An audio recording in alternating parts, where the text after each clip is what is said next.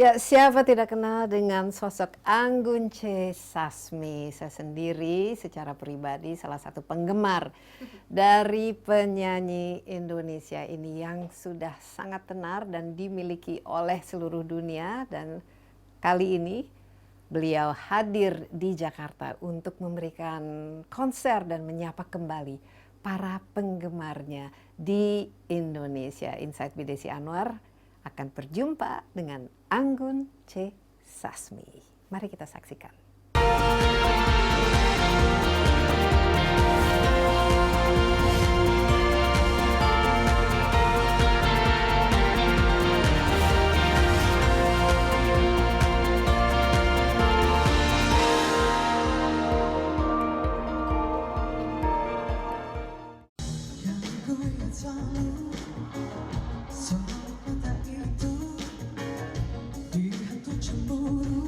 Lagu Kembali menjadi pembuka konser tunggal Anggun C. Sasmi. Bertajuk Enchanting Anggun and Friends, konser ini digelar di Plenary Hall Jakarta Convention Center pada 28 Juli 2024.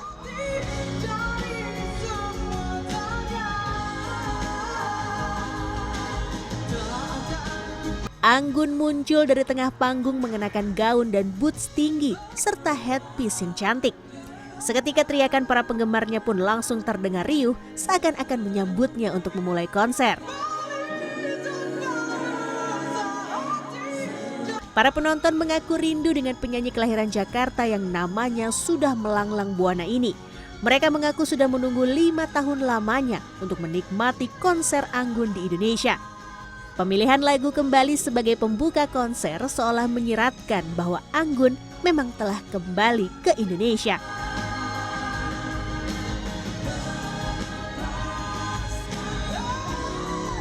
Kalian suka Anggun? Fans berat. Fans berat. Anggun. Kalau kakaknya? Iya, fans sih. Nah, ini kan Anggun kan udah 5 tahun ya konser di sini. Ini kalian gimana sih? Excited banget, makanya nungguin pas lagi ada event Anggun konser ini. Lihat di Instagramnya, langsung beli. Kalau kakaknya? Harus. Langsung dipesan jauh-jauh hari sih ya. Nah, malam hari ini lagu yang kalian paling tunggu-tunggu apa nih? Snow on the Sahara. Snow on the Sahara. Kalau kakaknya? Mimpi ya kayaknya. Seseru konser-konser sebelumnya. Spektakuler di suara high tone-nya sih.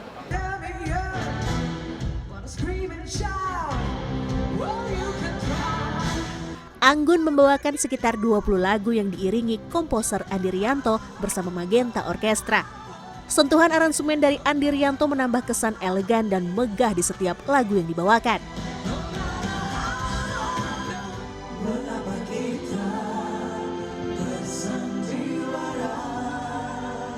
Beberapa musisi ternama Indonesia juga digandeng oleh Anggun untuk berduet seperti musisi rock Ahmad Albar. Mereka membawakan salah satu lagu legendaris berjudul Panggung Sandiwara.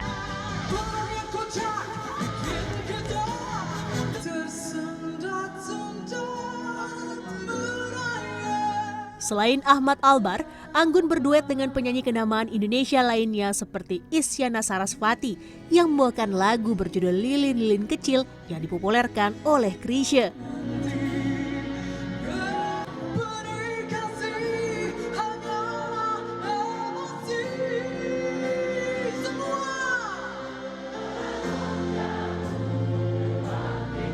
Anggun juga membawakan beberapa hits miliknya seperti Mimpi yang dirilis tahun 1989.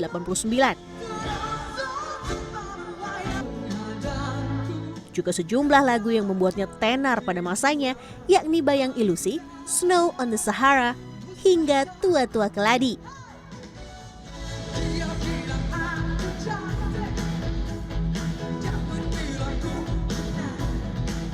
Sama Anggun nih datang. Pasti. Pokoknya setiap lagi ada karaoke nyanyinya tuh. Mengaku bujangan kepada setiap wanita, ternyata cucunya segudang. Konser Enchanting Anggun and Friends yang digelar selama 2 jam ini juga menampilkan video kompilasi perjalanan hidup dan karir bermusik Anggun. Sejauh manapun Anggun melangkah, tak pernah ia melupakan dari mana berasal. Hal itu pula ia buktikan pada saat konser ini. ia selalu mengaku rindu untuk kembali ke Indonesia.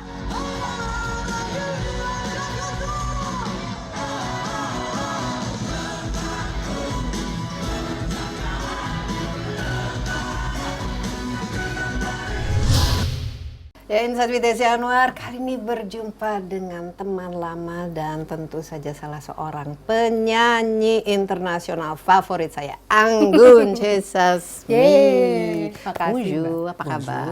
Baik, selalu senang. Selalu senang dan selalu Makasih cantik, loh. selalu anggun sesuai namanya. Terima Dan kasih. ini buat kita juga di Indonesia tentu saja kebanggaan karena Anggun ini jarang datang ke Jakarta ya, dan saya udah beberapa kali ya kita wawancara, pernah di Bali dulu, pernah Ya. di Paris, dan akhirnya kita ketemu lagi di Jakarta. Dan Jakarta. saya orang yang paling tertarik mengikuti karir seorang Anggun karena kalau kita lihat Anggun ini merupakan aset bangsa Indonesia. I was so proud of you. Jadi bisa cerita kali ini berkunjung ke Indonesia, katanya mau konser. Iya, jadi konser tanggal 28 Juli. Karena aku berusaha untuk bisa konser tuh setiap 6 tahunan sekali lah. Kepinginnya begitu supaya soalnya kasihan sama fans. Kasihan sama saya, sudah lama menunggu tiap 5-6 tahun. Iya, karena setiap kali kalau datang ke Indonesia, mungkin untuk private konser atau untuk ya acara pribadi lah, kan fans pada tahu kalau aku setiap kali kesini. Terus mereka tanya, Mbak kapan sih, kapan dong keluarin album baru lagi atau keluarin single baru lagi, atau ya minimal konser lagi deh gitu. Nah karena aku nggak ada rencana sama sekali untuk mengeluarkan satu album atau single baru, dan bahkan mungkin rencana aku akan nggak mau lagi membuat satu album lagi. Nggak mau, udah Nggak mau. kebanyakan. Iya, aku pikir dunia kayaknya nggak butuh album dari aku lagi, dan aku juga nggak kepingin. Nggak ada yang membuat aku tergugah untuk membuat satu album. Dan apalagi sekarang kan industri musik kan semakin lama semakin membuat kita sebagai musisi dan sebagai pemusik itu nggak bebas. Oh ya, kenapa? Ya karena dulu Mbak ya, kalau kita membuat satu album, album dijual, yang terjual ketahuan. Dan dengan itu, dengan hasil yang terjual, kita bisa hidup sebagai pemusik, Dari bisa royaltinya. dari royaltinya, dari pembelian album, dan juga kita bisa finance untuk album-album yang lain, untuk segala hal. Jadi maksudnya untuk konser apapun itu. Jadi disitulah pemusik semua yang di bidang ini hidup. Sekarang sudah tidak begitu lagi kan udah nggak ada penjualan album. Sekarang kan lewat streaming platform, dan streaming platform itu kan angkanya tuh yang kayak wah 1.160.000.000 kali didengar. Tapi setelah kita ternyata itu kan bisa juga itu kan algoritma dan bisa dimainkan, dan kita sudah ketahuan juga ada beberapa kayak streaming farms yang mungkin di India atau jadi bisa dibeli. Jadi itu semua bisa diakalin. Yang itu yang buat aku record label sekarang mereka melihat itu. Mereka melihat bahwa kalau satu lagu itu tidak di zamanku, satu lagu atau satu artis diberi ruang, diberi waktu untuk bisa di-develop, untuk dipekerjakan, untuk breakthrough satu market, atau harus sabar. Sekarang kalau udah ya misalnya 1 hari setelah videonya keluar atau seminggu nggak viral-viral, ya mereka mulai kayaknya iya. Nah itu dia. Jadi sekarang aku Jadi merasa bisnis modelnya gimana? bisnis buat model itu artisnya sangat untuk mendapatkan revenue. untuk mendapatkan. Jadi mereka harus kayak semacam pinter-pinteran untuk para yang generasi muda ini. Mereka mungkin sudah biasa ya. Jadi mereka membuat satu konten yang musiknya sekarang, kalau dulu kan zamanku yang sekitar 3 menitan. Sekarang kan 2 menit aja tuh udah kelamaan loh satu lagu. Dan nanti untuk digunakan mungkin diviralkan lewat TikTok untuk satu video yang akan pokoknya jadi kayak sound bites, bukan kayak snacks ya. Iya, betul. Bukan full meal, kita nggak kenyang. Kita nggak kenyang, bener. Tapi nggak sehat soalnya banyak gulanya. Nah, banget. Iya, jadi itulah yang membuat saya pikir saya sudah diberi kesempatan sampai hari ini udah punya kayak 8 album, body of work gitu, yang Jadi saya repertuarnya cuma repertuarnya sudah lumayan, dan sekarang jadi kayak semacam maintenance untuk supaya tetap relevan dengan cara yang misalnya sekarang lebih banyak sekali artis-artis yang sudah mapan menjadi juri di ajang kompetisi ini. Ini tuh sangat efisien untuk tetap relevan dan membarui kayak apa demografi fansnya, dan sebenarnya sangat efisien sih. Jadi buat aku ya wes, disinilah aku mulai bermain-main di sini. Tapi kan yang penting enjoy dong. Oh ya, soalnya aku pikir daripada aku kepingin rasa cintaku terhadap musik tuh tetap utuh. Caranya ya dengan tidak membuat album lagi, tapi lebih dengan punya proyek-proyek seperti musical. Dan ini baru banget buat aku. Aku barusan selesai buat satu musical di Italia, Jesus Christ Superstar. Jadi dan itu seneng banget. Anggun main apa di situ? Maria Magdalena lah. Iya dong. Jesus Christ. Jesus Christ. Ya itu legendaris sekali buat aku untuk bisa di cast di satu musical ini, dan next year kita main lagi untuk Jubilee di Italia, Jubilee of Catholic Church di Roma. Jadi kita main selama dari bulan Paskah sampai Natal. Jadi banyak ya kesibukan. Ya. Tapi ini kalau saya lihat juga masih bagian dari talent ataupun ya yang artistry yang dimiliki oleh seorang Anggun kan, tidak di luar jalur gitu. Belum. Sebenarnya tuh nggak ada waktu yang tepat untuk atau waktu yang terlambat atau untuk memulai sesuatu yang baru. Dan aku mungkin buktinya bahwa di umur 50 ini aku sedang belajar sesuatu yang baru. Dan ini yang membuat aku tuh merasa lebih bergairah gitu loh.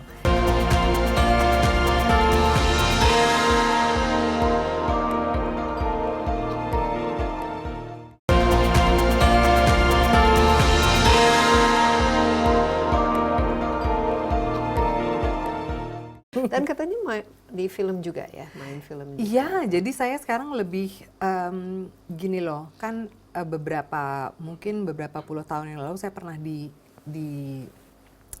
diminta untuk ikut main film atau tapi selalu nggak mau. Aku pikir ya wes lah. Katanya kalau nggak salah pernah jadi the Bond girl, James Nah itu yang aku tolak. Apa ditolak? Nyesel. James Bond yang salah. James Bond bukan Craig, bukan Daniel Craig, bukan tapi Daniel Pierce Craig. Brosnan. Oh, okay. Pierce Brosnan juga nggak apa-apa. Iya sih sebenarnya pada saat itu dia cakep banget. No, karena pada saat itu bukan waktu yang tepat aja, dan akunya juga nggak merasa legit gitu loh, nggak merasa oh aku bisa kerja di sini, karena pada saat itu cuma musik aja yang ada di kepala. Dan sekarang aku udah mulai mikir, kenapa sih kok dulu nggak mau tuh, kenapa? Ternyata memang kalau sejujurnya karena takut aja, karena takut nggak pede gitu. Iya, nggak mau malu-maluin diri. Akhirnya belajar. Nah itu jadi belajar, buat aku maksudnya ikut sekolah acting. Belajar nggak sekolah tapi benar-benar iya les. Dan atau lebih nonton film yang mungkin art house, yang lebih kan cara, dan beda banget sih sebenarnya kalau aku nonton film Indonesia, actingnya yang diminta tuh ya tergantung film direkturnya. Tapi ada kayak semacam kalau French acting itu kan nggak kelihatan ya. Jadi film Prancis. Jadi aku sudah main di 2 seri di Prancis, satu dengan bahasa Inggris, satu dengan bahasa Prancis. Dan sekarang aku ada proyek untuk film Indonesia dengan satu sineas film yang masih muda, namanya Regas Banteja. Jadi seneng banget loh Mbak diminta main di filmnya Regas ini. Dan dia termasuk sineas yang menang sudah multi awarded ya berkali-kali, even di Cannes untuk satu short filmnya dia, dan orangnya tuh sangat menjunjung tinggi budaya Indonesia dan film yang akan dimulai syuting akhir tahun ini ada kisahnya yang sebenarnya tuh nggak jauh letaknya dari desa bapakku di Kroya, jadi sangat Jadi close ada to home gitu. Ada nostalgianya juga. Betul. Ini akan kapan debutnya? Akhir tahun? Mulai syuting akhir September sih, sebentar lagi. Jadi Berapa lama kira-kira syutingnya? sekitar 2 bulanan untuk aku, setelah 2 bulanan. Terus aku agak takut seneng sih. Boleh ini nggak sneak preview kira-kira karakter apa yang dimainkan? Karakter yang dimainkan Ini dalam bahasa Indonesia kan? bahasa Indonesia. Nanti buat live stream, buat streaming device atau buat big Bukan, screen? untuk big screen. Big screen, Dan motivasi dan ambisinya dia adalah untuk, makanya kita harus mulai syuting secepatnya karena dia kepingin masukin di dalam seleksi untuk Festival de Cannes. Mudah-mudahan bisa. Pastilah Kan bisa. seneng tuh. Kita doain supaya bisa. Amin. Karena sekarang tuh banyak sekali film-film Indonesia dan Betul. ini bukan saja di streaming Ya. ya, tapi juga di big screen itu bagus-bagus. Ya, tuh. ya. Sekarang standarnya itu beda sekali. Betul. Dibanding mungkin ketika ya Anggun pertama kali ke luar negeri ke Ya. Eropa tahun 94-an ya mungkin Ya, kita kan benar. waktu itu saat itu masih agak lesu kan Betul. industri perfilman. Sekarang Sekarang luar udah biasa. bangkit lagi. So it's a good time untuk Ya. masuk. Tapi apa perasaannya ini, merasa bahwa yes, this is my new thing. Acting. Mungkin belum seperti itu, tapi yang jelas aku merasa ini tuh yang aku senengi adalah ini hal baru, dan aku selalu jadi seneng aja dikasih mainan baru dan belajar sesuatu yang baru, karena kan sekarang tahun ini aku 50 tahun. No? 50 is the new 20, trust me. Katanya sih. Age is just a number. Betul. Dan aku selalu wanti-wanti bilang ke semua orang, bukan karena sebenarnya tuh nggak ada waktu yang tepat untuk atau waktu yang terlambat atau untuk memulai sesuatu yang baru. Dan aku mungkin buktinya bahwa di umur 50 ini aku sedang belajar sesuatu yang baru. Dan ini yang membuat aku tuh merasa lebih bergairah gitu loh. Dan kayak soalnya waktu aku lihat tahun lalu ya Michelle Yeoh yang memenangkan Oscar di umur 70 tahun. Luar biasa aktingnya juga. Luar biasa, dan speech-nya dia itu sangat inspirational. Dia bilang don't let anyone tell you past your prime. Itu tuh powerful sekali. Dan buat aku tuh jadi, dan memang benar kayaknya kita tuh harus selalu diingetin, siapapun kita, apapun usianya, it's never too late. Ya, Beneran. ya. Tiap hari itu kesempatan untuk belajar. Untuk belajar sesuatu yang Dan yang penting kalau kita lihat juga Anggun, you don't look a day over 21. So make up, Mbak, make up. nah kan yang penting kan energinya, Betul. tenaganya dan semangatnya masih Ya, di situ. betul. Jadi reinventing the new Ya. Anggun. Kita mungkin akan lebih banyak melihat Anggun itu di layar lebar, acting. Balik ke tadi konser ya, karena udah cukup lama kan, sempat ada COVID juga ya, jadi kita juga udah lama nggak kemana-mana, jadi orang juga pada kangen. Di Indonesia ini juga saya lihat kita tuh haus ke konser ya. Ingat waktu Coldplay, Betul. datang main, wow, luar Wah, ya. biasa. Jadi animonya untuk datang nonton itu tinggi sekali. Ya. Ini kan bisa jadi salah satu revenue kan juga, bisnis model Oh ya, juga betul, kan betul. bagi Betul. pemusik. Mereka tour, keliling dunia, gimana? Lucunya begitu loh Mbak, karena dulu waktu saya meninggalkan Indonesia, karena kan dulu di Indonesia kan banyak sekali bajakan ya, kalau setiap buat albumnya dibajak gitu ya. Jadi cara para pemusik atau penyanyi itu hidup adalah dengan tour show kemana-mana. Terus saya bilang ini waktu saya datang di Eropa. Kan mereka tanya kenapa sih? Ya soalnya bukan hanya pertama-tama saya mungkin sudah punya nama di sana dan kepingin Sesuatu yang baru ya. mulai sesuatu yang baru. Menaklukkan dunia. Dan saya juga kasih tahu bahwa keadaan di Indonesia, di Asia tuh seperti itu. Jadi kesannya tuh kita membuat album tuh hanya sebagai alasan untuk supaya kita bisa tour show. Sekarang balik lagi kayak gini kan, kayak history repeating. Karena nggak bisa jualan album lagi, nggak bisa itu jualan dia. kaset, mungkin anak sekarang. Dan sekarang Mana tahu harga-harga mereka tiket kaset. konser juga lebih mahal sekali Mahal kan. luar biasa. Ya, Iya, makanya. udah bisa. Tapi kalau saya lihat ya, apalagi semenjak COVID, disitulah kita merasa bahwa kultur itu penting banget. Karena kalau everything else stops, sisanya apa? Kita kan harus dihibur. Iya. Kita harus mengisi diri.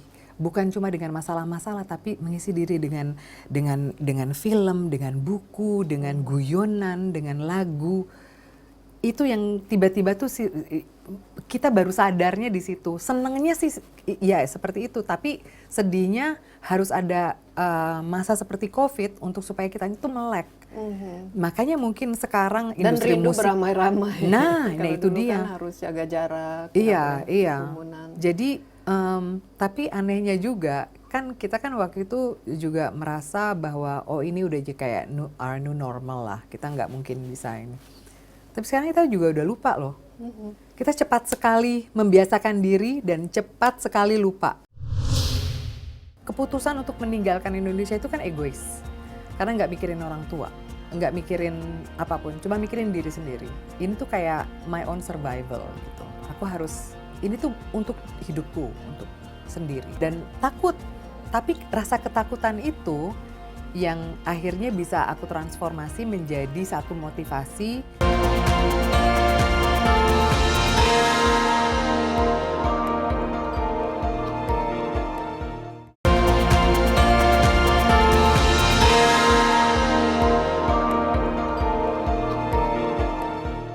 Jadi nggak ada album baru dan tidak ada rencana untuk bikin album baru. Jadi konser ini isi katanya ada banyak teman-temannya. Saya sempat tadi lihat Anggun rehearse. Betul. Ya. Orkestranya wow, it's big gitu. Iya, jadi di konser ini aku datengin 4 bintang tamu. Jadi ada Fabio Asher. Fabio Asher itu aku sebenarnya nggak kenal. Tapi aku dengar dia nyanyi, tapi terus begitu dengar ceritanya. Dia tuh penyanyi muda yang gagal di semua kompetisi ajang kompetisi vokal. Terus daripada patah hati, dia memulai sendiri nulis lagunya jadi viral dan sekarang dia megang. Dan buat aku tuh inilah contoh anak muda yang tidak harus melewati jalan-jalan yang biasa, jalan tol gitu ya. No, yang penuh debu dan kerikil dijalani, akhirnya dia jalan juga ke jalan besar. Dan makanya aku kepengen ketemu, pengen aku selamatin, dan aku seneng banget kita nyanyi bareng nanti di konser ini. Terus ada Om Ahmad Albar, karena aku tahun lalu diundang di acara 50 tahun konsernya God Bless. Aduh Mbak, bangganya. Wow. Kan aku dulu album pertamaku di aransemenin sama Om Ian Antono waktu umur 12 tahun. Jadi Om Ahmad Albar, Teddy Sojaya, aku kenal mereka dari kecil kan. Dan panggilannya aja Om. Iya manggilnya, sampai sekarang nggak bisa manggil Mas, nggak mungkin. dan ya aku pikir membuat konser tunggal ya seenggaknya mengundang mereka lagi lah untuk berterima kasih sekali lagi. Jadi kayak reuni ya. Ya, dan ada satu artis lagi yang saya undang itu Isyana. Wah, itu anak kayaknya mau aku adopsi deh. Padahal udah gede, udah menikah. No, karena she's very talented ya. super talented. Tapi kayak Anggun waktu muda juga dong. You were super talented. Dia ini kayaknya dia tuh satu perempuan tapi kekuatan dari 5 orang. Dan kayaknya aku lihat dia tuh seperti half alien, half manusia. Saking pinternya. Jadi dia tuh main musik bisa jago. Basicnya kan klasik. tapi sekarang dia menuju ke metal dan popnya bagus dan nyanyi keroncong juga keren. Jadi versatile dong. Aduh, kok bisa sih? Kok bisa sih setalented itu? Maksudnya ini kayaknya waktu dia lahir tuh kan suka ada fairy godmother, itu banyak banget yang datang gitu. Iya. Iya, jadi aku seneng banget mereka semua yang dihubungi bilang iya kepingin, terima kasih. Wow. Tapi pilihan lagunya gimana? Pilihan lagunya ya kita kan aku kerjasama dengan Andi Rianto dengan orkestra Magenta Orkestra. Jadi kita temenan udah lama dan setiap kali kalau kita WhatsAppan tuh ngomong tentang lagu ini lagu itu, ya sebenarnya aku suka banget cara dia mengaransemen ulang lagu-laguku dan jadi kayak dibeli ya, jadi kesannya pangling lagi gitu loh. Dan ini yang selalu aku cari kalau konser tunggal nyanyiin lagu yang sama karena kan lagu Mimpi pasti aku nyanyi, lagu Bayang Ilusi pasti, Snow. iya Snow pasti dinyanyikan. Nah tapi untuk memberi sesuatu yang baru ke fans harus lewat manusia-manusia seperti ini gitu loh, seperti Andi Rianto. Jadi pemilihan lagunya sebenarnya agak lumayan mudah sih sebenarnya. Jadi kitanya ya diberi aku membuka beberapa membuka konsernya dengan ada beberapa sesi. Jadi ada sesi nostalgia, sesi lagu-lagu orang pahlawannya Indonesia yang aku karena aku pikir banyak sekali lagu-lagu yang anak-anak muda tahu hari ini, tapi mereka nggak banyak tahu tentang Ebit G. Ade atau Chrisye atau lagu-lagu Tante Titik Puspa atau itu juga dimasukin dalam repertoire. nggak bisa masukin semua, tapi ada beberapa lagu beberapa. ya dari kan aku penggemarnya pengagum Chrisye dan aku pikir kayaknya ini ada satu sesi yang harus membawakan lagu itu untuk lagu-lagu lama supaya untuk ngasih tahu, untuk ngingetin orang-orang aja, ini loh cara nulis lagu yang bener tuh kayak gini, komposisi lagu, kata-kata yang puitis, kayaknya kan kita punya bahasa Indonesia kan kaya banget sebenarnya, dan itu yang aku takutkan sekarang bahasa Indonesia hanya beberapa kosakata yang selalu sama yang diputar-putarnya aja gitu loh.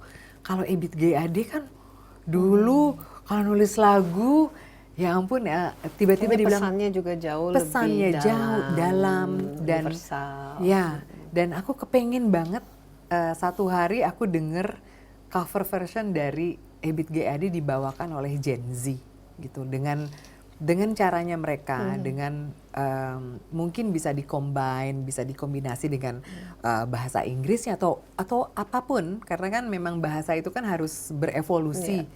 Dan sekarang ya mungkin di Jakarta banyak sekali anak-anak muda yang tidak hanya menggunakan bahasa Indonesia, tapi juga bahasa-bahasa lain. Tapi kalau menggunakan bahasa Indonesia harus dengan menggunakan yang benar. Dan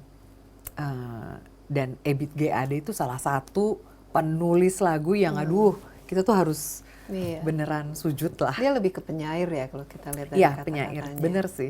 Bener. Kalau fansnya, ini kan Anggun kan dari kecil kan sudah istilahnya sudah dikenal, sudah terkenal, bukan saja di Indonesia tapi di mana-mana. Ini ada evolusi nggak dari penggemarnya itu, fansnya sendiri? Ada profilnya itu seperti apa? Iya. Sekarang setelah berpuluh tahun berkiprah. Lucu sekali soalnya selama menuju ke konser ini, begitu kita udah di-announce ya akan ada konser, banyak sekali kayak japri di DM di sosial media yang masuk, dan di situ tadinya kan aku jarang lihat, dan sekarang aku tuh di tag banyak sekali di video. Aku lihat sekarang demografi fansku tuh lebih lebar. Tadinya kan cuma orang-orang mungkin seumuranku atau mungkin dari generasi yang sudah, yang sekarang loh yang muda, even lebih muda dari anakku loh. Dari umur 5-6 tahun udah tahu lagu-lagu Mimpi, Tua-Tua Keladi. Kok nyanyi Tua-Tua Keladi sih, emang kamu tahu artinya apa? Tapi dan itu dari orang tuanya yang ngasih tahu. Terus tapi mereka juga nggak tahu siapa itu aku, atau dibilang iya itu tante yang di iklan shampoo. Nggak apa-apa sih. Ya, nggak apa-apa, yang penting kan yang penting tahu. nyambung Yang ada. penting nyambung. Dan jadi aku lihat sekarang malah lebih beneran aku nggak nyangka kalau ternyata lagu-laguku tuh memang termasuk lagu-lagu yang lintas generasi, dan bukan cuma sekedar dibilang lintas, bener-bener tahu. Anak-anak kecil tuh tahu, dan katanya dibilang iya kadang di klub ini dimasukin tuh kalau ada Tua-Tua Keladu itu lagi di remix gitu jadi klub apa. Oke. Kalau misalnya dulu tidak mengambil keputusan, tidak punya keberanian begitu, kira-kira ini ada sliding doors ya, Anggun yang tinggal Di sini. di Indonesia, terus Anggun yang ternyata memilih untuk menjadi milik dunia ini. Apa kira-kira your evolution gitu dari selama 30 tahun ini yang membuat Anggun menjadi Anggun sekarang gitu? Pengalamannya atau karena membuka diri untuk Mungkin ya itu pengalaman baru? ya kombinasi dari semua itu. Mungkin aku pikir dulu kalau aku tidak pergi pada saat umurku masih 20 tahunan, Masih muda sekali kan? iya, tapi kalau nggak pada saat itu kapan lagi? Karena aku pikir di Banyak sini yang kan nggak pernah. iya sih, iya benar-benar. Tapi ya kan jalan hidup masing-masing orang berbeda, dan apalagi sekarang mungkin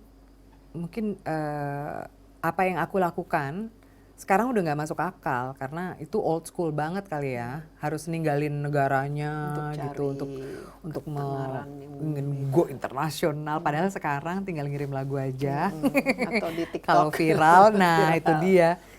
Tapi menjadi viral itu kan jadi kayak epifenomenal ya, jadi cuma sebentar, mini sedikit ya redup lagi.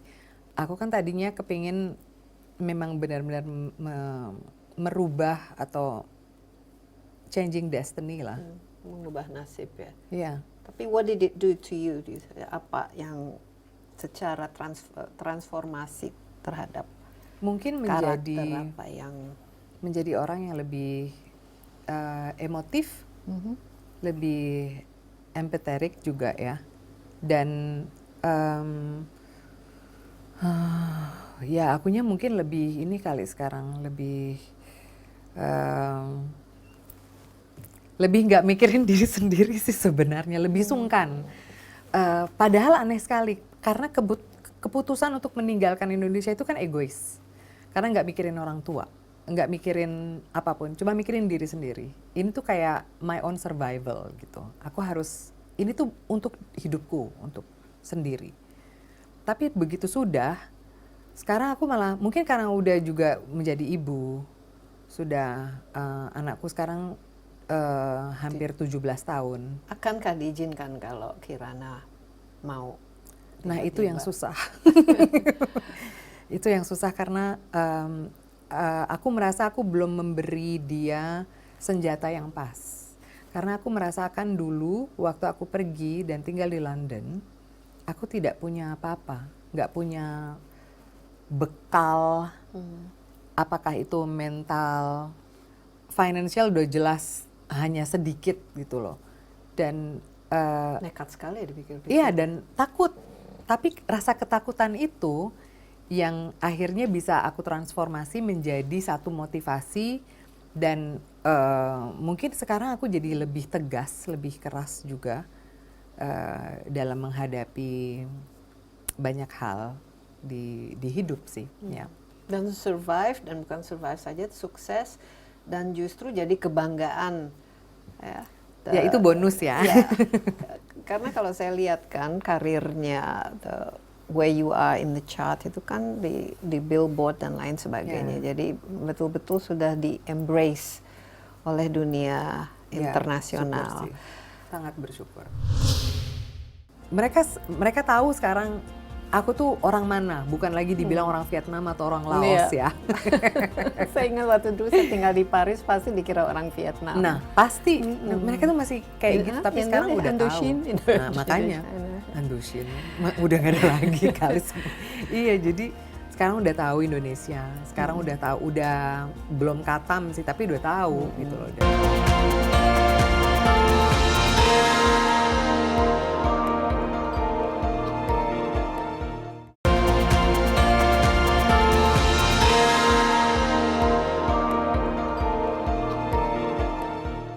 Tapi kalau di Eropa sendiri, di Perancis kan pasti banyak penggemarnya, anggun juga.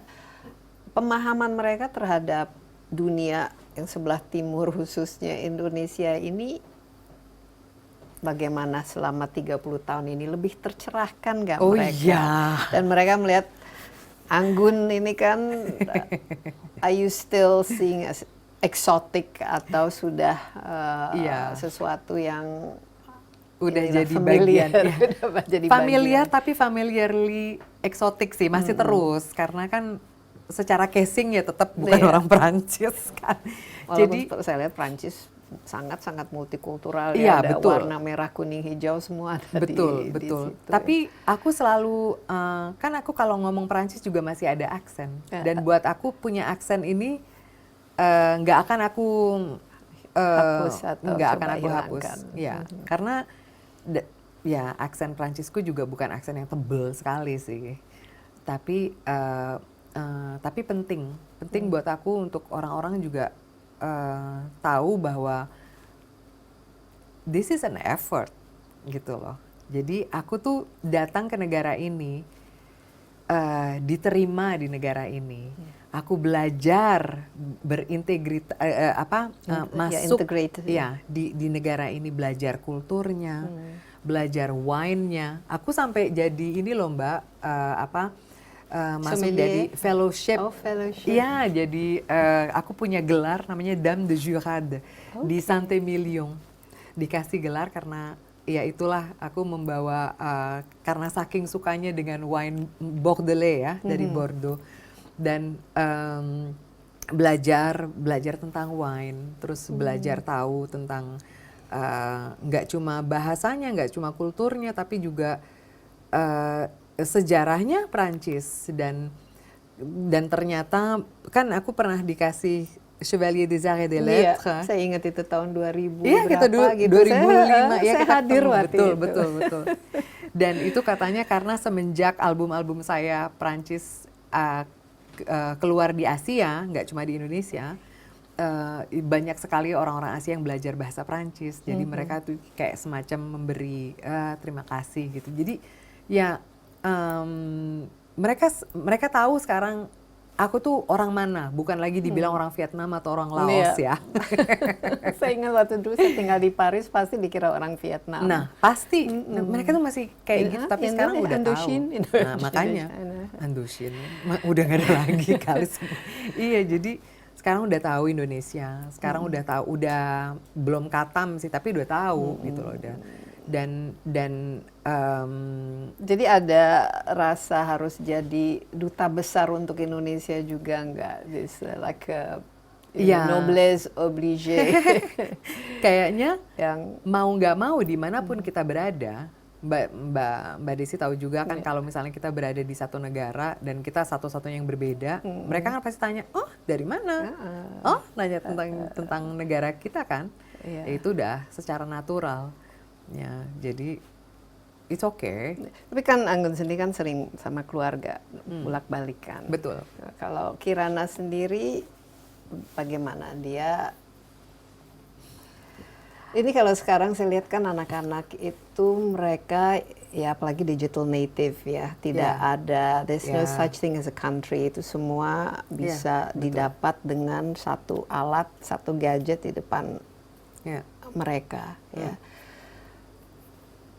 Are you're concerned for her future ya? Mungkin pasti. Looking back ya, melihat Anggun sendiri yang mungkin agak rebellious ya dengan keputusannya yang cukup nekat. Kira-kira apa concernnya terhadap anak-anak muda sekarang yang kita punya climate change, punya perubahan iklim. Kita terakhir Ya. ketemu di Paris bicara tentang global warming, Betul. all sorts of. Yang saya lihat dari Kirana adalah ya pertama seperti halnya anak-anak umur 16-17 tahun. Iya. Dia sekarang ini masih belum tahu mau kemana, mau memutuskan apa. Dia punya banyak opsi. Dia ketakutan nggak punya opsi. Mereka kayaknya ini banyak sekali anak-anak muda seperti itu. Dan kalau saya tanya, nanti mau ngambil apa materinya nanti di mau ngambil sastra, mau ngambil apa gitu? Nggak tahu. Aku nggak tahu. Terus jadi masukin kan dia ini masih ada 1 tahun lagi di SMA. Jadi dia baru masukin sastra, bahasa, dan hukum. Maksud dimasukin hukum? Sejak kapan kamu beli? Tapi terus waktu aku nanya itu aku bilang, aduh maaf, kayaknya memang kayaknya aku terjebak dengan kata-kata sendiri karena aku selalu bilang sama dia, jalanin aja dulu. Kalau opsi kamu banyak, jalanin semua opsi. Yang aku takutnya sekarang adalah anak-anak muda adalah mereka punya banyak opsi tapi nggak ada yang dijalanin. Jadi cuma sebentar-sebentar doang, cuma ngetes aja. Padahal kan harus dicoba aja dulu. Nanti begitu kamu udah coba, kan ada seleksi natural. Di situ kan kamu tahu, oh ya maybe I can do something here. Atau ya seneng sih, tapi senangnya kok nggak seberapa ya, kayaknya mau coba di sini dulu. Coba aja dulu jalanin, kamu masih muda gitu loh. Dan yang ya aku selalu wanti-wanti tentang itu sih, tentang pentingnya mempunyai banyak pengalaman. Aku nggak mau dia one day gitu, iya tapi kan dulu kan disuruh sama mama begini gitu. Nyalahin nanti. Iya, kan kita kan waktu zamanku dididik, zaman VOC kali ya. Didikannya kan gitu, udah ini aja gitu. No, kan kita harus memberi banyak pilihan, oke, tapi sekarang pilihannya terlalu banyak. Dan bagaimana caranya supaya mereka bisa konsentrasi sih sebenarnya. Tapi anak-anak sekarang bagaimana dibanding dengan Anggun mungkin ya, atau generasi kita Generasinya- lah. Ini mereka dari segi resilience, daya tahan, Beda banget. Keberanian dan- mungkin ada beberapa, tapi kayaknya untuk resilience mereka nggak terlalu. Aku pikir kayaknya banyak sekali orang tua yang terlalu overprotective ke mereka. Kayaknya yang terlalu bilang you can be anything. No, they can't be anything. They have to be one thing. Tapi bener gitu loh. Jadi jangan, aku malah nggak kepingin terlalu menguluk-nguluk gitu ke anakku. Aku kepingin memberi dia beneran kayak reality, bener-bener yang kan setiap kali dia pergi ke Indonesia sama aku, ya she has a good life, tinggalnya di hotel, naik pesawatnya business class. Terus aku bilang nanti tapi next year kamu pergi sendiri, kamu beli sendiri tiketnya.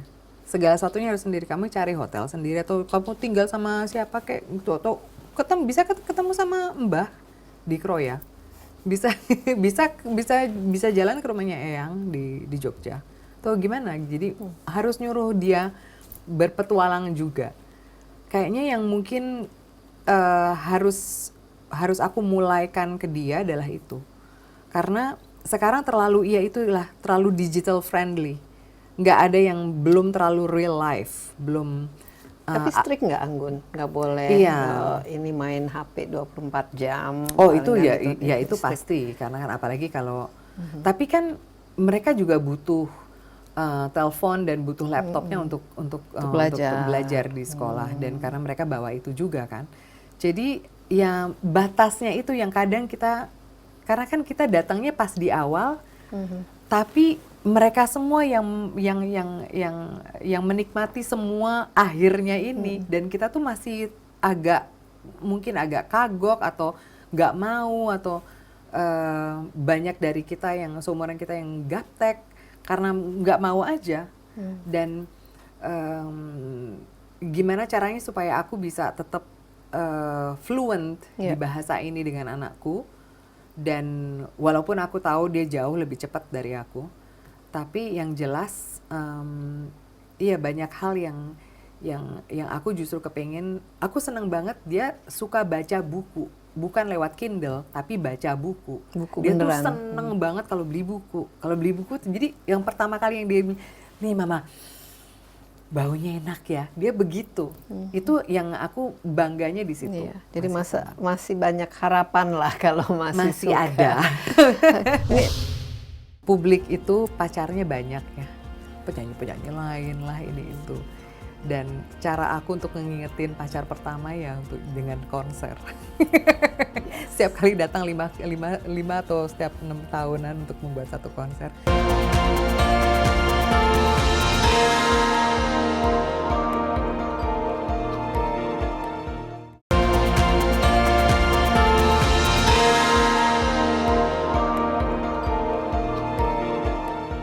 Mungkin ini ya sekarang karena ya walaupun 50 is the new 20 sebenarnya kan landmark ya, apalagi sekarang Anggun udah jadi seorang ibu ya. Ya. Ke depan 10-20 tahun lagi dan kita harapkan kita juga semua masih sehat, masih fit. Saya lihat kan juga Anggun peduli ya terhadap humanitarian causes juga dan termasuk mengenai lingkungan ya. Kira-kira worry atau concern terbesar yang apalagi melihat si anak juga di dunia yang ya semakin susah ya karena ada sosmed. Betul. Dan juga dari segi ancaman Dari perubahan manapun. iklim, Ya, betul. ya, global warming dan lain sebagainya, belum dari aspek politiknya dunia dan lain sebagainya. iya. Bagaimana? How do you see the future? Masa depan? Sebenarnya aku kepingin optimis tapi kayaknya nggak bisa. Kayaknya kita sudah terlambat sih. Dan terlambatnya itu datangnya tuh sebenarnya dari banyak negara di Eropa yang sangat kolot itu loh. Yang kalau kita kasih tahu ini loh, sebenarnya kan bisa tuh mobil listrik memang sudah mungkin inilah salah satu jawaban yang dan bisa kan jalan tol yang kayak di Korea di Korea Selatan yang sambil nyetir mobil tuh bisa langsung di-charge kan di salah satu jalan tertentu. Harus ada inovasi-inovasi seperti ini. Harus ada inovasi untuk orang-orang seperti aku yang mau nggak mau hidupnya itu ya banyak sekali traveling. Harus ada solusi. Jangan cuma dikasih hukuman. Karena generasi yang sekarang yang kadang suka datang ke Musée du Louvre atau Musée d'Orsay yang lemparin sup tomat ke satu ke Mona Lisa, iya.